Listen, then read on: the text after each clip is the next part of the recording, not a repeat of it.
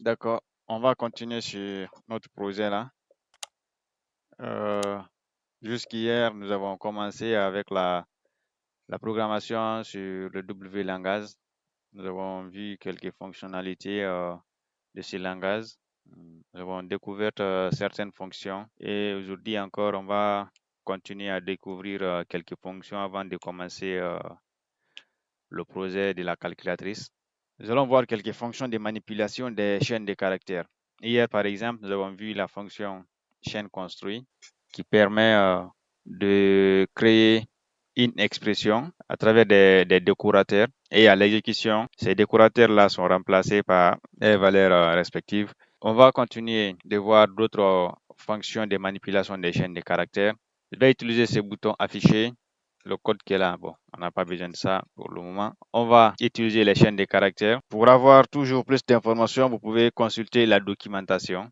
Il y a beaucoup de fonctions que vous pouvez utiliser pour manipuler les chaînes de caractères. Si nous venons sur la documentation officielle, on va mettre par exemple WinDev les chaînes. Voilà, on met juste chaîne. Il va nous diriger vers la documentation sur les chaînes de caractères. Les caractères sont là, les types les plus courants. OK.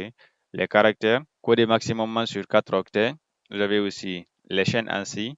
Bon, les chaînes ANSI et les chaînes Unicode, ça c'est des encodages. ANSI, les chaînes de taille dynamique contenant uniquement des caractères au format ANSI. C'est quoi le format ANSI? C'est les fichiers au format XML, RTF. Les RTF, ce sont les textes formatés. Par exemple, le texte, tu peux mettre en gras, tu peux mettre en italique, tu peux apporter, tu peux modifier la couleur, ainsi de suite. Les fichiers PDF, soit aussi les fonctionnalités de l'UTF-8. Là, c'est les textes ANSI. Les textes Unicode, voilà aussi, ce sont ces textes-là contenant uniquement des caractères au format Unicode. Les formats Unicode, c'est les formats qui sont officiellement reconnus par la communauté Unicode. Le type chaîne à taille dynamique, c'est un type qui est propre au W langage. Il n'est pas nécessaire de déclarer la longueur pour dire que oui, bon, cette chaîne va prendre tel nombre de caractères. C'est dynamique. Vous pouvez mettre autant de caractères que vous voulez. Avec le C, par exemple, il n'y a pas le type string. Si ça existe en Java, mais en C, par exemple, il n'y a pas le type string. Mais plutôt, vous utilisez le type caractère et vous définissez le nombre de caractères que vous allez utiliser dans la chaîne. Nous allons continuer sur la manipulation des chaînes de caractères. On va aller un peu en bas pour voir fonction de gestion des chaînes de caractères, opérateur, fonction de gestion des chaînes de caractères. Voilà. Les fonctions de gestion, il y a ANSI, bon, on ne va pas prendre ceci, on va prendre les plus simples, vite fait. Chaîne commence par, chaîne compare, chaîne construit qu'on a vu hier, chaîne découpe qui va découper la chaîne finit par, chaîne format, ainsi de suite. Nous allons voir ces quelques expressions. Par commencer, je vais prendre ici mon texte, je vais nommer comme ça ma variable. Mon texte est une chaîne. Je peux l'initialiser à une valeur. Par exemple, nous sommes en formation sur WinDev. Nous sommes en formation sur WinDev. Nous avons ici une chaîne. Si j'affiche ça avec info, je mets ici mon texte. À l'exécution, il va nous afficher la valeur de la chaîne. Nous sommes en formation sur WinDev. Je peux aussi faire une trace. Il va me renvoyer la même valeur. Nous sommes en formation sur WinDev. Bien. Quelles sont les manipulations que nous pouvons faire sur cette chaîne? On peut utiliser des fonctions pour voir. Et si c'est une chaîne de caractères qui contient plusieurs mots, c'est une phrase qui est là. On peut aussi avoir des chaînes d'un seul mot. Je mets ça par exemple. Exemple de mots, je mets quoi ici? Je peux mettre, je sais pas, par exemple, Python. Juste pour exemple. Nous avons nos deux variables. Ah, bon, désolé, je n'ai pas déclaré cette variable comme ça. Ce doit veut dire aussi que c'est une chaîne. Quand vous déclarez une variable de type chaîne, vous n'avez pas à préciser sa taille, comme je vous disais tout à l'heure. Avec le C, vous allez définir les types chaînes en définissant la taille, le nombre de caractères que la chaîne va contenir. Par contre, ici, vous n'avez pas besoin de faire ça. C'est un type dynamique. Dès que vous demandez dès que vous définissez que cette variable-là est de type chaîne, vous n'avez pas à préciser combien de caractères la chaîne va contenir. Si nous voulons savoir combien de caractères notre chaîne contient, hier nous l'avons vu, on peut faire ici une trace. Je mets ici une petite information. Mon texte contient deux points. On va faire appel à la fonction taille. Fonction taille, c'est aussi une des fonctions de manipulation des chaînes de caractères. Taille, mon texte. Et puis, je mets la virgule, je dis ici, caractère. La fonction taille retourne un entier. On exécute ça et nous avons voilà, notre chaîne qui est là et il nous dit que notre chaîne là contient 35 caractères. 35 caractères, si je remplace celui-ci par exemple démo, je vais mettre ici exemple démo et puis voilà, on aura mon mot qui est là, Python, et mon texte contient 6 caractères. Si nous comptons 1, 2, 3, 4, 5, 6. 6 caractères, ça nous fait, voilà, exactement les 6 caractères. Maintenant, si vous venez ici dans sa documentation, je vous ai montré tout à l'heure quelques fonctions comme scène occurrence qui va chercher le nombre d'occurrences, par exemple, d'un caractère ou d'une chaîne, d'une sous-scène, on va appeler ça sous-scène, dans une scène globale. C'est-à-dire, par exemple, nous avons notre texte qui est là. Nous sommes en formation sur Windev. Si je cherche, par exemple, le mot Python ici, il va me dire il y a combien d'occurrences de ces mots dans mon texte. Et si c'est un seul caractère, P par exemple, que je cherche, il va aussi chercher et me retourner le nombre d'occurrences, c'est-à-dire ce caractère est répété combien de fois dans ma chaîne. C'est ça le nombre d'occurrences. D'autres fonctions aussi, chaîne récupère. Ça récupère quoi? Récupère une chaîne de caractères à partir d'un format externe. On va aller voir les fonctions les plus basiques. Par exemple, l'une des fonctions les plus basiques, c'est quoi? La fonction majuscule et la fonction minuscule. OK, nous avons notre mot qui est là. Je vais mettre ici mon texte en majuscule, mon texte en majuscule. Je crois bien c'est comme ça. Voilà. Je mets ici majuscule sur le nom de la fonction. Vu que c'est en français, c'est plus simple. Exemple des mots. OK. Si j'exécute ça et que j'affiche, vous verrez, il a mis Python tout en majuscule. Et si j'ai fait appel à la fonction minuscule, alors actuellement, P est en majuscule, seul P est en majuscule. Si je mets aussi O et N en majuscule, lui, il va tout transformer en minuscule directement. Minuscule, il va nous mettre tout en minuscule. Ici, on a P, O et N qui sont en majuscule, Y, T et H qui sont en minuscule, mais lui, ici, il a passé tout en minuscule. Ça, c'est quelques fonctions de manipulation des chaînes. Si vous voulez, vu que ces fonctions-là retournent des valeurs, vous pouvez les récupérer dans une autre variable. Je mets ici par exemple mass. Ces fonctions-là retournent une chaîne de caractères. Donc, le type, la variable qui doit recevoir ces résultats aussi doit être de type chaîne de caractères. On met ici ça. Lorsque vous survolez la fonction, il vous dit ici, il vous renvoie une chaîne de caractères. La signature nous dit qu'il nous renvoie une chaîne de caractères. Donc là, maintenant, je vais ajouter ma chaîne mas. Bon, j'avais fait appel à la fonction minuscule. Vu que j'utilise mas, je vais dire ici majuscule. Attention, majuscule. Voilà, c'est bon. Si j'exécute ça, il va nous mettre encore notre texte en majuscule. Autre fonction aussi, c'est la fonction commence par. Comme son nom l'indique, il va rechercher pour voir est-ce que le texte que vous avez ici commence par l'expression que vous avez demandé. Si je mets ici, chaîne commence par, vous avez la signature de la fonction. Il vous demande la chaîne initiale, chaîne recherchée, option de recherche. La chaîne initiale ici que nous avons, c'est exemple démo. Je mets ici exemple démo comme chaîne initiale. La chaîne recherchée, je vais rechercher la chaîne A. Je vais mettre ça comme ça, A sous forme de chaîne. Et puis maintenant, option recherchée. Voilà. À quoi correspondent ces variables qui sont là? Ces constantes vont jouer sur le comportement de recherche. Si c'est normal, ça c'est la fonction par défaut qui vous définissez un comportement ou pas. Lui, il va choisir cette option par défaut, c'est-à-dire il va faire la comparaison normale. Si WinDev fait la différence entre majuscule et minuscule, il va continuer comme ça. S'il ne fait pas de différence aussi entre la majuscule et la minuscule, il va aussi travailler ainsi. On appelle ça être sensible à la casse. Donc, vous avez le normal que vous définissez cette option ou pas. C'est le normal qui est choisi par défaut. Sans accent. Lorsqu'il y a des caractères accentués, et pourtant, par exemple, il y a A accent. Et aussi, on peut avoir A sans accent. Vous connaissez la différence entre les deux. Il y a E accent aigu, E accent circonflexe, E accent grave, I tréma, ainsi de suite.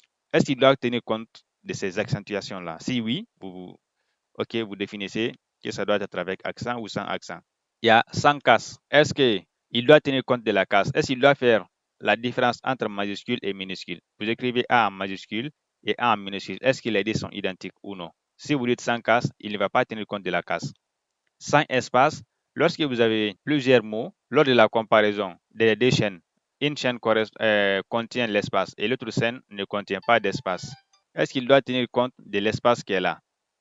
Désolé, je vais répondre à l'appel là vite fait. On était sur les options sans espace intérieur, voilà, sans ponctuation ni espace. Donc, il peut y avoir de l'espace au début du mot, au beau milieu de votre chaîne ou bien à la fin de votre chaîne, sans ponctuation ni espace, ainsi de suite. Là, ce sont des options que vous pouvez définir. D'abord, on va aller avec la normale. Il nous dit qu'il retourne un entier et il nous donne l'explication. Chaîne commence par taille de l'élément correspondant dans la chaîne initiale 0. Si chaîne initiale ne commence pas par chaîne recherchée, il va nous envoyer un entier, la taille de l'élément correspondant dans la chaîne initiale. Quelle est sa taille dans la chaîne initiale? Par exemple, ici, notre chaîne initiale, c'est exemple démo et notre chaîne recherchée, c'est A. Vu que nous savons qu'il retourne un entier, on peut directement déclarer ici une variable de type entier. Résultat, par exemple, est un entier qui est égal à ça.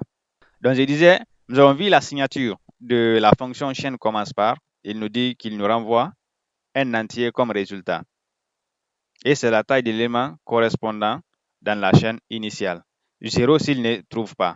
Vu que nous connaissons que le résultat renvoyé par cette fonction est un entier, nous avons déclaré une variable de type entier pour récupérer le résultat. Ici, dans ma trace, ici, je vais juste afficher ici résultat pour le moment. Je ne vais pas mettre de commentaires. Comment j'ai écrit mon résultat là? OK, je lance l'exécution et je clique. Il nous renvoie 0. 0, lorsqu'on vient dans sa documentation, il nous dit quoi? 0, si chaîne initiale ne commence pas par chaîne recherchée. Donc, notre chaîne initiale qui est Python ne commence pas par A. Je vais mettre par exemple P et puis je fais ma recherche. Je lance. Il nous renvoie encore 0. Voilà, donc ici, W langage fait la différence entre majuscule et minuscule. Sinon, on a déjà mis P. Mais vu que lui, il fait la différence entre majuscule et minuscule, il ne va pas reconnaître le P minuscule comme étant un P majuscule. On reprend notre comparaison et on va voir le résultat. Cette fois-ci, il nous renvoie 1. Comme il l'a dit dans sa documentation, il va nous renvoyer un entier qui correspond à la taille initiale de la chaîne. C'est-à-dire, on a un seul P, donc il va nous renvoyer 1. On va mettre maintenant P minuscule et nous allons utiliser une option pour dire sans casse. Ne pas tenir compte de la majuscule ni de la minuscule. On va dire que ce soit P majuscule ou P minuscule, tous les deux sont des P, donc ne faites pas de différence. Si nous lançons maintenant, nous avons 1. Donc voilà comment vous pouvez utiliser aussi la fonction chaîne commence par. On peut utiliser notre premier texte qui est là. Est-ce que ce texte commence par P? On va chercher voir sans même tenir compte de la case. Il nous renvoie 0. Il dit non, ça ne commence pas par P. Si je cherche ici, est-ce que ça commence par AN? Il va nous renvoyer quoi encore? Attention, j'ai fait quoi là? Bien. Il nous renvoie encore 0. Je vais écrire ici nous sans tenir compte de la case, voir ce que ça va nous donner. Est-ce qu'il commence par nous?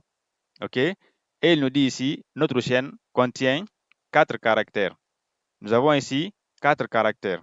La fonction nous a 4 caractères. Revoyons sa documentation, il nous dit, il va nous renvoyer la taille de l'élément correspondant dans la chaîne initiale.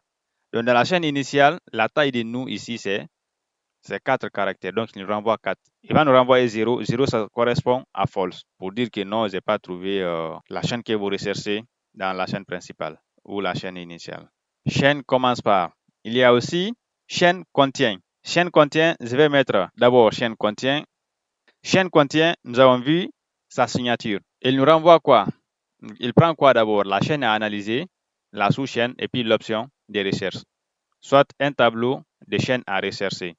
Là, vous pouvez passer plusieurs chaînes si vous voulez. Et puis, vous définissez aussi l'option de recherche, comme on a vu tout à l'heure. Ici, maintenant, nous avons des signatures différentes avec la fonction contient. Pas chaîne contient, mais plutôt la fonction contient. La fonction contient va nous dire est-ce que ce que vous cherchez là est contenu dans la chaîne qui est disponible. Nous allons utiliser cette première syntaxe chaîne à rechercher et puis l'option à donner. Quelle est la chaîne à analyser? C'est mon texte. La chaîne à rechercher ici, c'est IN. Je mets ça en chaîne comme ça, IN. Et puis, on peut mettre des options. On dit mot complet et sans casse. Mot complet, qu'est-ce que cela signifie? Ma chaîne initiale qui est là doit être nettement identique à ce que je recherche. On a 100 cases. 100 cases, on vous a dit, c'est ne pas faire la différence entre le majuscule et minuscule. On va aller comme ça. Lui, il nous renvoie quoi comme résultat? Il nous renvoie un booléen. Soit c'est vrai ou soit c'est faux. Si chaîne initiale contient la valeur recherchée, il va nous renvoyer vrai ou 1. Et si ça ne contient pas, ça nous renvoie faux ou 0. On peut récupérer ça si nous voulons dans une variable booléenne. On va mettre par exemple chaîne contient est un booléen qui est égal à ça. Chaîne contient est un booléen. Je vais faire une troisième trace. Bien, pour ne pas mettre une troisième trace, je vais utiliser la deuxième directement. Ici, je mets ma chaîne qui est mon texte. Et puis, je mets ici le résultat de chaîne contient. Et on lance. Voilà, il nous renvoie un qui correspond à vrai. Il dit que oui, le mot que nous cherchons, IN, la chaîne que nous cherchons, IN, est bel et bien inclus dans notre chaîne initiale, mon texte. Ça, nous avons fait ça sans spécifier le comportement. Et si nous spécifions ici le comportement, par exemple, mot complet, nous effectuons maintenant à nouveau la recherche. Il nous renvoie 0. Pourquoi est-ce qu'il nous renvoie 0? Parce que nous avons dit le mot doit être au grand complet. C'est-à-dire quoi? IN qui est là, doit être identique à la chaîne initiale. Toute la chaîne initiale aussi doit être IN. Cette fois-ci, si je mets ici IN et que je fais ma recherche, il me renvoie 1. Parce que nous recherchons IN et la chaîne initiale aussi, la chaîne d'analyse aussi est IN. Et nous avons spécifié ici que ça doit être mot complet. En faisant cette recherche, soyez attentifs. Vous devez savoir quel paramètre passer. Si vous ne savez pas quel est le paramètre qu'il faut passer, laissez le paramètre par défaut. Maintenant, peut-être pas ça. OK. J'enlève ça, puis je mets ça en majuscule. IN en majuscule. Je lance et je valide ça. Il me renvoie encore 0.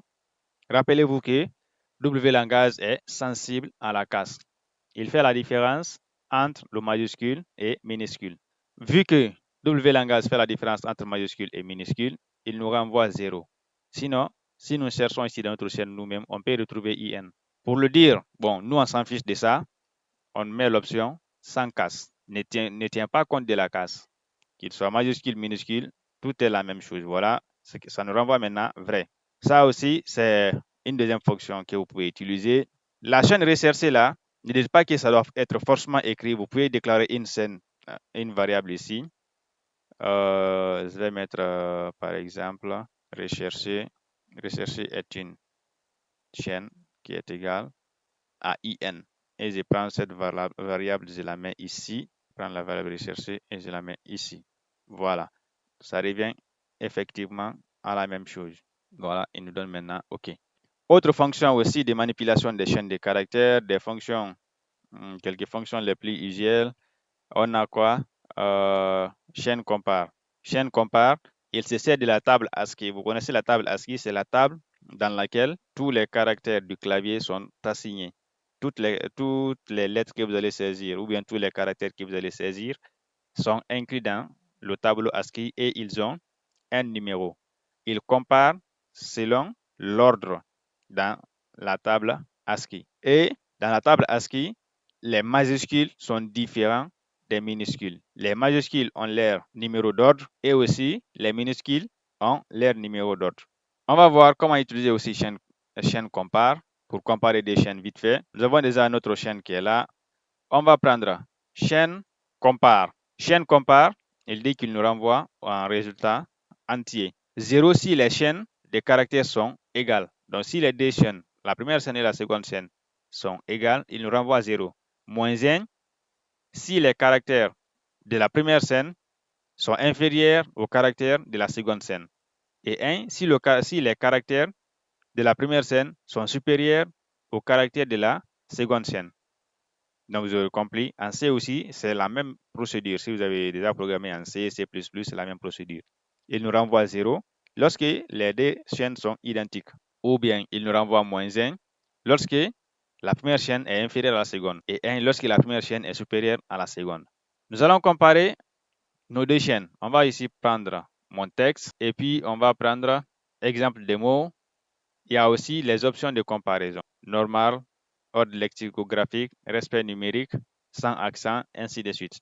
Donc, on va d'abord laisser sur normal, que vous définissez ou pas. Par défaut, ça sera normal.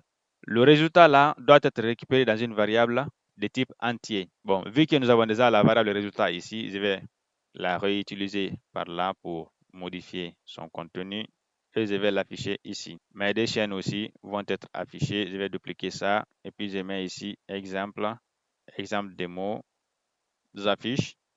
Il nous renvoie -1. Qu'est-ce qui a été dit? Il va nous renvoyer -1 lorsque quoi? On vérifie ça où est chaîne compare. Voilà. Quand est-ce -1 est renvoyé dans chaîne compare? Je l'ai déjà assigné. Il va pas m'afficher la signature. Voilà. -1 si les caractères de première chaîne sont inférieurs aux caractères de seconde chaîne. Ça, c'est d'après l'ordre dans la table ASCII. Et vous pouvez constater ici, déjà dès le début, vous avez P, vous avez Y, qui ont un numéro supérieur, par exemple, à N, O, I, S, dans la table ASCII. Vous pouvez constater que dans l'alphabet, dans la table ASCII, N, O, I, S et U, jusque-là, par exemple, N et O arrivent, par exemple, avant P. Le U et le S, OK, peuvent venir après. Mais, juste après le P, on a aussi le Y qui est là, qui a aussi un numéro élevé par rapport aux trois autres qui sont là. Le seul Y là a un numéro élevé par rapport à tous ces autres-là. Même le W. Tout ceci, la seule lettre qui est là a un numéro élevé par rapport à toutes les autres lettres de notre première chaîne. Donc, ça donne une grosse puissance à la seconde chaîne qui est exemple démo. Ce qui fait que vous pouvez voir, il nous renvoie -1 pour nous dire que les chaînes, les caractères de la seconde chaîne sont supérieurs aux caractères de la première chaîne. Comme il l'a dit dans sa documentation, il dit quoi? Il va nous renvoyer -1 si les caractères de première chaîne sont inférieurs aux caractères de la seconde chaîne. Et vous pouvez voir, vous ne verrez aucun caractère de la première chaîne ici qui est supérieur à Y. Il n'y en a pas. Et en plus de ça aussi, dans notre seconde chaîne, on a des majuscules. On a O majuscule, on a N majuscule. Et voilà, si je ne me trompe pas, dans la table ASCII, les majuscules ont un numéro supérieur, je crois bien, au minuscule. Je ne me rappelle plus bien. On peut voir la table ASCII ici pour ne pas raconter de n'importe quoi. Table ASCII, voilà, on affiche ça pour voir. Les majuscules sont comment par rapport aux minuscules? On a 25, correspond à 19. Je crois bien à partir de 65 ou 60 combien là, les majuscules sont là. Je ne comprends pas cette table. Je vais passer sur un autre exemple plus simple. OK, pour mieux le voir, on va le zoomer un peu. OK, on va voir. Il y a toutes les touches de votre clavier ici. Il y a le code hexadécimal, le code décimal et le nom. Ici, nous avons le code hexadécimal de ces caractères. Null correspond à 0, start of. Où sont nos caractères alphabétiques là? Voilà. Nous avons ici 65. Le code décimal, c'est 65. L'hexadécimal, c'est 41. Et le caractère correspond à A. Donc, à partir de 65, les majuscules commencent. OK. Les minuscules commencent à partir de où? 97. Donc, le code décimal, c'est 97. L'hexadécimal, c'est 61. Et le caractère correspond à A minuscule. Si vous avez un éditeur de code de texte, un simple éditeur de texte, normalement, avec Alta 65, il vous donne automatiquement Alta 65, il vous donne automatiquement A majuscule. Par exemple, je vais faire la combinaison, vous pouvez voir Alt 65, Alt 64, voilà, c'est le arrobas qui va venir, ainsi de suite. Ces tableaux-là, c'est sur ces tableaux-là, l'ordinateur se base pour faire sa comparaison. Voilà, et puis si nous voyons maintenant Y minuscule, vous voyez Y minuscule a le numéro 121 en décimal, hexadécimal 79 et le caractère correspond à Y. Le W c'est 119. Donc vous ne verrez aucun autre caractère de notre première chaîne qui est supérieur à ça. Parce qu'il y a P, il y a O, il y a S, il y a U, mais c'est Y qui est la plus grande chaîne. Voilà pourquoi, pour faire bref, il nous a retourné -1. J'espère que cela est compris. Donc, on va passer aussi à une autre fonction de comparaison des chaînes de caractères. Il y a tellement de fonctions, on ne peut pas tout voir, mais la documentation est là. C'est pourquoi je vous l'affiche, afin que vous puissiez venir consulter et voilà, l'utiliser. Donc, vous avez aussi les fonctions d'extraction, gauche, extrait ligne. Si vous avez plusieurs lignes dans votre texte, vous voulez extraire une ligne spécifique, majuscule on a vu tout à l'heure, milieu, extrait à partir du milieu, minuscule, ainsi de suite. Les nombres en lettres, bon, convertir un nombre en lettres, voilà. Vous pouvez venir tester tout ceci si vous avez besoin, ou bien, dans votre projet, vous êtes en train de travailler, vous avez besoin d'une fonction de manipulation des scènes de caractères. Vous voyez, il y a combien de fonctions qui se trouvent ici. Il y en a assez, c'est beaucoup. On ne peut pas mémoriser tout ça, c'est impossible. Il ne faut pas dire que tu mémorises tout ça, c'est être gawa au fait. Dès que vous avez un besoin, consultez la documentation.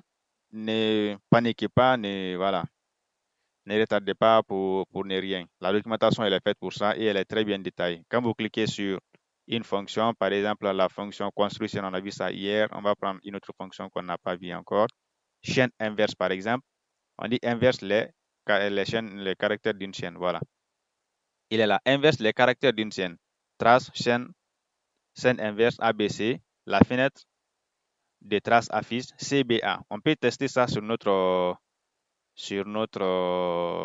chaîne qui est là, par exemple. Bon, sur notre Python, on va tout mettre, on va mettre ceci maintenant. Non, ok, on laisse en majuscule pour faire la différence, on va voir. Elle nous dit quoi? Je vais faire une seconde trace. Bon, cette fois-ci, je vais commenter ça, je n'ai pas besoin. Mais ici, je vais faire chaîne inverse. Si je l'écris tout court, il va me dire quel est le type qu'il renvoie. Mais on peut déjà définir ça parce qu'on a vu ce qu'il fait. Chaîne inverse. Chaîne inverse nous renvoie quoi? Nous renvoie une chaîne de caractères. Donc, je vais l'afficher ici directement pour ne pas chercher aussi à utiliser autre variable là-bas. Je vais l'afficher directement ici. Chaîne inverse, il faut inverser exemple des mots. EX mot, voilà. Je vais nommer ça comme ça. Exemple mot. Et puis, je valide. J'affiche. Il m'a affiché des charabia là, ok. Ah, subhanallah. Tu vois, je n'ai pas utilisé la bonne fonction. C'est chaîne inverse au lieu de inverse. Voilà, c'est chaîne inverse. Normalement, on ne doit pas avoir besoin de ça. Et voilà, cette fois-ci, il nous fait la conversion. Vous n'avez pas utilisé la bonne fonction. Voilà, c'est pourquoi il m'avait envoyé des trucs de charabia là. Ok, on a chaîne inverse qui va inverser votre mot. Et si je cherchais aussi à inverser ce long texte, ça fera aussi le même comportement. Mais je ne vois pas pourquoi on fera ça sur un long chaîne. Voilà, s'il y a le besoin, ok.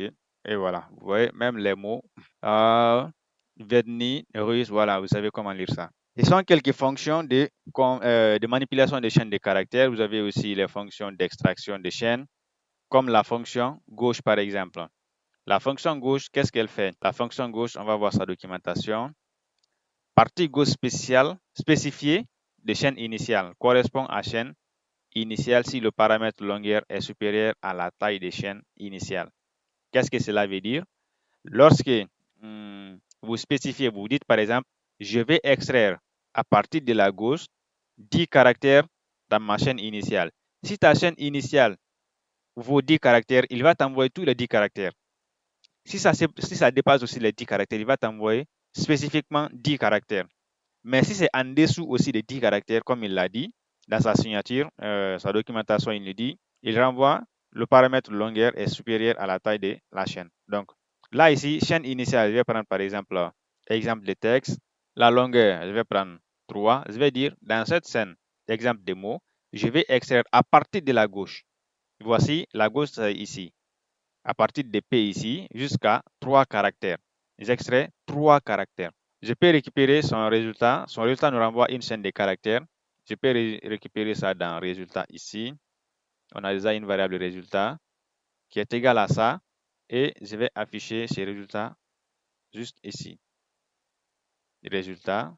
Je vais prendre l'exemple des mots. On va voir d'abord le mot initial et puis on va voir ce qui a été extrait. Affiché. Et nous renvoie quoi comme ça? 0.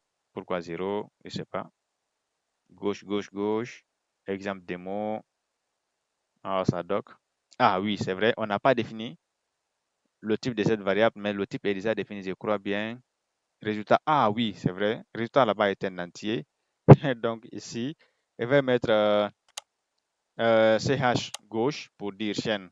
Gauche est une chaîne. Voilà. Donc comme vous avez constaté, on ne peut pas mettre une chaîne de caractères dans un entier. Il va vous renvoyer une valeur auquel vous ne vous attendez pas. Donc on a ici quoi encore? 4. C'est quoi ça? J'ai fait quoi? Euh, Ah oui, toujours. Je n'ai pas fait ce qu'il faut. Je dois afficher ici cette valeur-là. OK, trop pressé. Afficher. Voilà. Maintenant, il me renvoie 3 caractères. On l'a dit quoi? À partir de ta gauche, prends-moi 3 caractères. Il a pris P, Y et T. Si je demande. Ici, on avait calculé ça. On avait défini sa taille, c'était 6. Si je lui demande maintenant de me prendre à partir de la gauche 30 caractères, qu'est-ce qu'il va faire? Vu que notre chaîne ne vaut pas 30 caractères, il va nous renvoyer la chaîne au complet. Et ça ne vaut pas 30 caractères. Ça ne vaut pas ça. Si je demande aussi 10 caractères, est-ce que ça vaut 10 caractères? Non, il va nous renvoyer automatiquement notre chaîne initiale. Ce qu'il nous a dit ici dans sa documentation, on dit partie gauche spécifiée de la chaîne initiale correspond à la chaîne initiale si le paramètre longueur est supérieur. Donc, vu que le paramètre longueur est supérieur, donc il nous renvoie la chaîne au grand complet. Ça, c'est avec gauche. Et si on prend maintenant avec droite, je vais enlever ça, ou bien je vais dupliquer, je vais commenter, voilà. Je commente, je prends aussi la fonction droite. La fonction droite aussi fait la même chose. Il va prendre en paramètre une chaîne initiale et puis une longueur. La chaîne initiale, je vais toujours prendre exemple démo et puis je vais lui donner comme longueur par exemple 4 cette fois-ci et je vais récupérer ça dans ce truc là, comment il est ici. Ok, pour ne pas faire de magie, on va faire ça comme ça, voilà. Et puis je vais décommenter ça et ok, on va exécuter. On lui a dit commence à partir de la droite. La droite c'est à partir de n ici et tu nous extrais 4 caractères. Normalement il va prendre 1, 2, 3 et puis 4. Il va nous renvoyer les 4 caractères, voilà. Il va commencer ici et nous renvoie les 4 caractères qui est on. Voilà, donc, ce sont quelques fonctions de manipulation des scènes de caractères que vous pouvez avoir besoin lors du développement de votre application. Mais n'hésitez pas à aller voir la documentation pour obtenir plus de fonctions, plus pour être mieux armé. Et dès que vous êtes dans le développement, vous êtes bloqué, vous voulez faire quelque chose, vous n'avez pas besoin d'appeler quelqu'un pour ça. C'est très simple. Vous faites directement appel à la documentation. Et dès que vous venez sur Google, vous mettez par exemple WinDev espace, ce que vous recherchez, vous mettez ça. Normalement, il va vous donner un bon résultat. Et la documentation, elle est tellement bien expliquée que parfois, vous n'avez même pas besoin de coder. Dès que vous lisez, tout ce que vous avez à faire, c'est de copier, coller et puis adapter à votre situation. Est-ce que jusque-là, il y a des questions? S'il n'y a pas de questions, on continue. Je vous écoute. Soit vous pouvez écrire dans le chat si c'est bon. On va passer, je ne sais pas, aux dates, les fonctions date et heure. Jusque-là, nous avons un peu manipulé les chaînes de caractères. Nous allons aussi manipuler les dates et l'heure. Et il va vous arriver que vous avez besoin d'utiliser, d'extraire la date ou d'extraire l'heure, de les manipuler, ainsi de suite. Pour ça, nous allons voir quelques trucs de base. Déjà, sur la fenêtre avec les composants graphiques, vous avez le type date.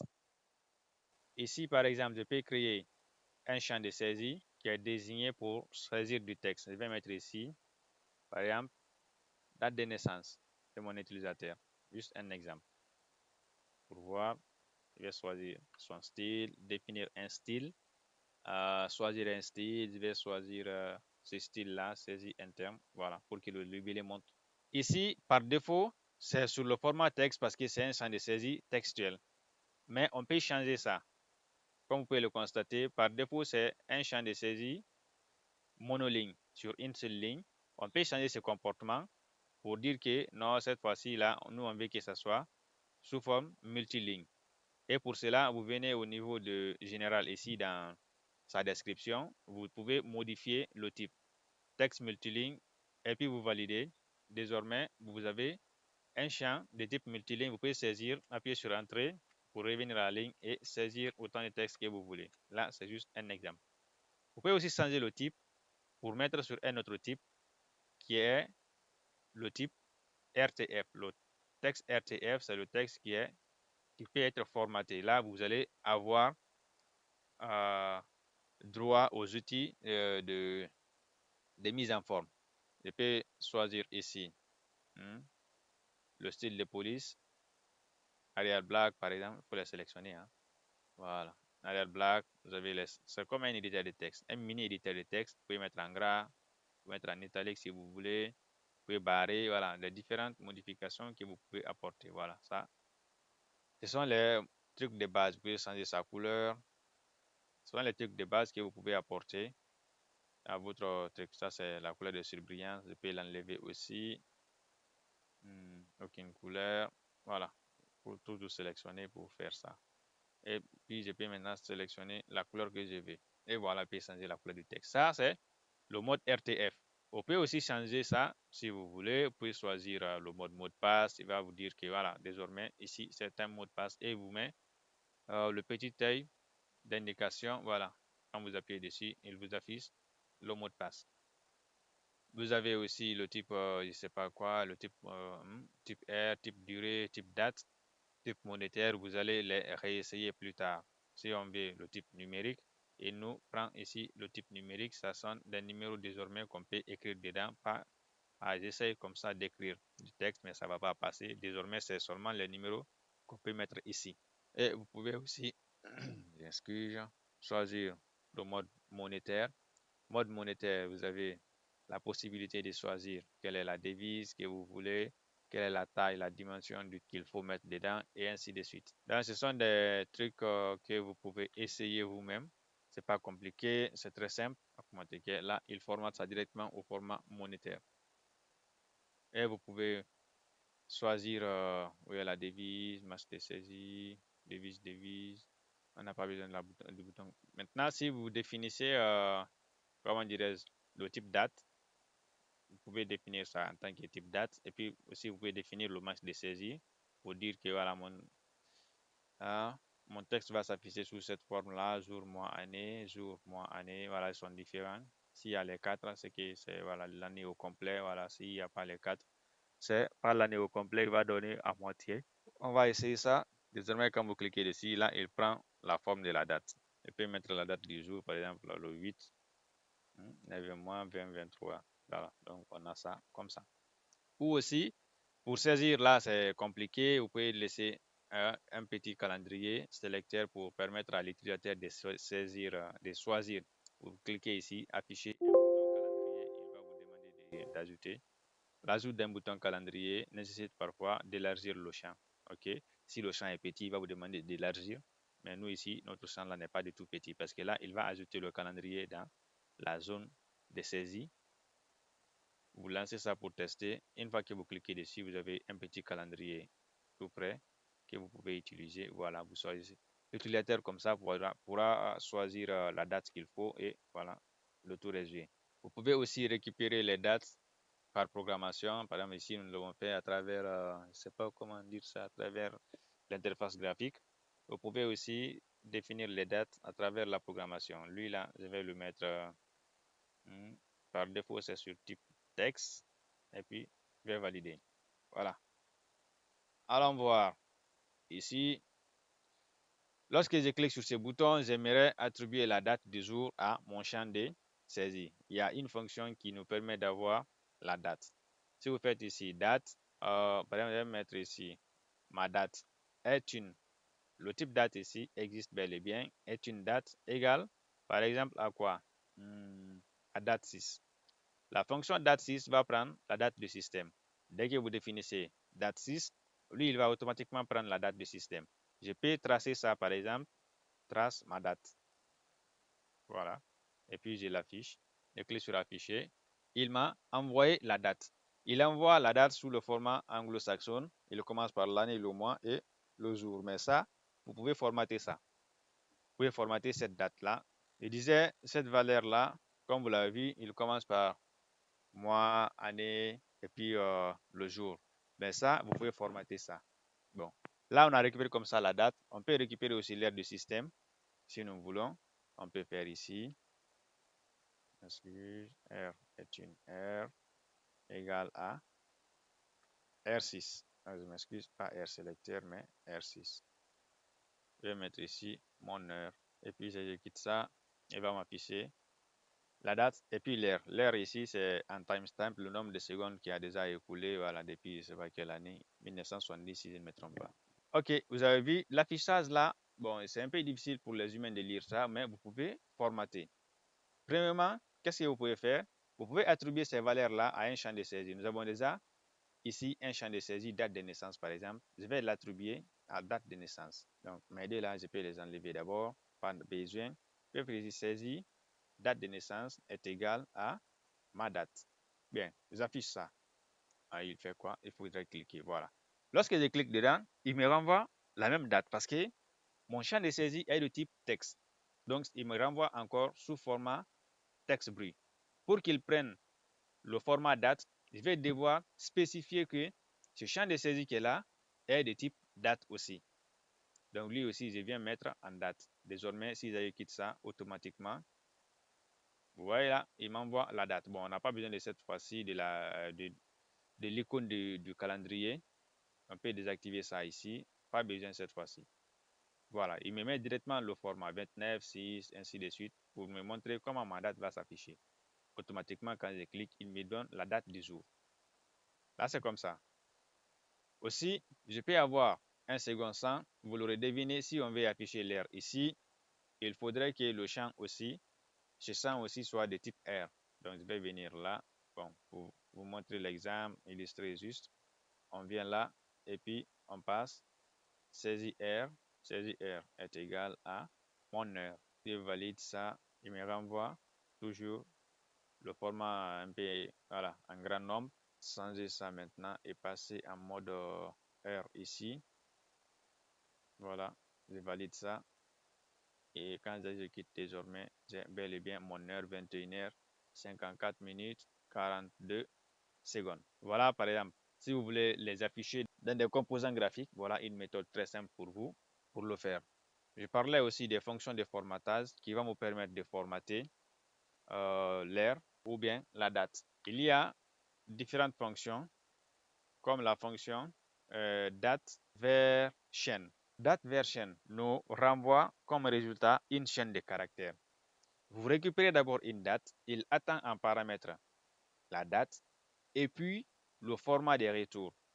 Vous pouvez lui donner ici deux signatures, la date et l'heure à la fois. Et puis maintenant, il vous renvoie le format que vous voulez. Le format de la date convertie, ces paramètres peuvent contenir un mot, une phrase, ainsi de suite. Le format est là. La date 4A, 2A, MA, 2M ou bien 2J seront automatiquement remplacés par les valeurs identifiées dans la chaîne date. Dans cette chaîne, 4A représente l'année sur 4 positions. Donc les 4 chiffres de l'année 2023 seront affichés. 2 représente l'année sur 2 positions. Donc c'est 2 chiffres seulement qui vont être représentés. M représente le mois. Le 0 n'est pas affiché devant le numéro, c'est-à-dire le mois. On a le premier mois sans le 0. On met 1, 2, 3 jusqu'à 12.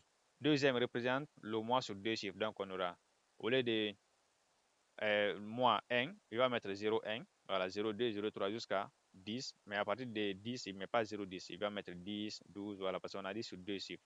3M représente le mois en lettres sur 3 caractères. Par exemple, janvier, il va prendre J-A-N. Mai, il va prendre M-A-I, ainsi de suite. Voilà, vous avez compris. Il vous suffit de lire pour comprendre ce qui est là. Je vous ai dit, la documentation, elle est très explicite et très simple. Donc, on va lui donner ici notre date, qui est ma date, la date d'aujourd'hui. Et on va lui donner le format. Date, email, date, quoi. On va lui donner ici un format là. OK.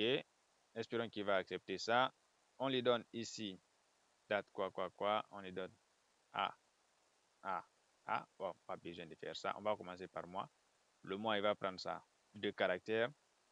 Le jour, il va prendre 2 caractères. On va voir si il va nous donner ce format. Et puis maintenant, il nous donne A sur 4. Il nous renvoie une chaîne de caractères. Donc, on va récupérer ça dans une chaîne de caractères. Résultat date égale. Je vais faire maintenant trace et résultat date. Ça doit être typé, je m'excuse, est une chaîne. Voilà. Et puis maintenant, je vais faire trace, résultat date. On va l'afficher, voir ce que ça donne. Et vous voyez, il s'est affiché automatiquement au format que nous avons défini. Là, nous avons converti, nous avons formaté notre date. 9, 8e mois, 20, 23. Ah, c'est l'une des fonctions que vous pouvez avoir besoin pour formater la date. Vous utilisez la fonction date version. On a vu récupération de la date spécifiquement, récupération de l'heure. Maintenant aussi, il y a l'autre, on va mettre ici date et heure est une date heure. Est une date heure. On peut récupérer date. On peut récupérer quoi. C'est date R6, ce qui est là. Voilà. Il va nous renvoyer date et l'heure. On va l'afficher ici, date et l'heure. Il renvoie complètement date et l'heure. Bon, vu que c'est pas formaté, vous aurez deviné comment ça va deviner. Comment ça va s'afficher. 20, 23, 09, 08, 22 heures. Voilà. Je crois bien que je ne dis pas des bêtises. Hein. 22, 00, 16. Voilà, automatique. Normalement, c'est 22 heures, 0 minutes. Voilà, 16 secondes. Le reste, là, c'est des centièmes de seconde, soit des millièmes de seconde. Vous pouvez aussi formater ça si vous voulez. On a ici date et heure. Donc, on peut prendre ça. Vu que nous avons la date et l'heure ensemble, on peut formater aussi au format date et heure. Là, on a déjà la date. On peut mettre espace, par exemple. On met aussi l'heure. As majuscule ou quoi. Voilà, c'est as majuscule qu'il faut mettre pour renvoyer l'heure. Et voilà, vous mettez aussi M pour renvoyer la minute. Vous l'aurez compris. Là, nous avons utilisé un type date et heure. Donc, il contient à la fois la date et puis l'heure. Donc, vous pouvez extraire l'heure et vous pouvez extraire aussi la date. Ça, c'est date version. Voilà, automatique. Donc, jusque-là, j'espère que c'est bon. Si vous avez des questions à poser, posez-les. Et vous me dites si quelqu'un a essayé l'exercice. On va voir ensemble comment le résoudre. Si vous avez des questions d'abord, vous pouvez poser sur ce que nous avons eu à faire avant de passer à autre chose.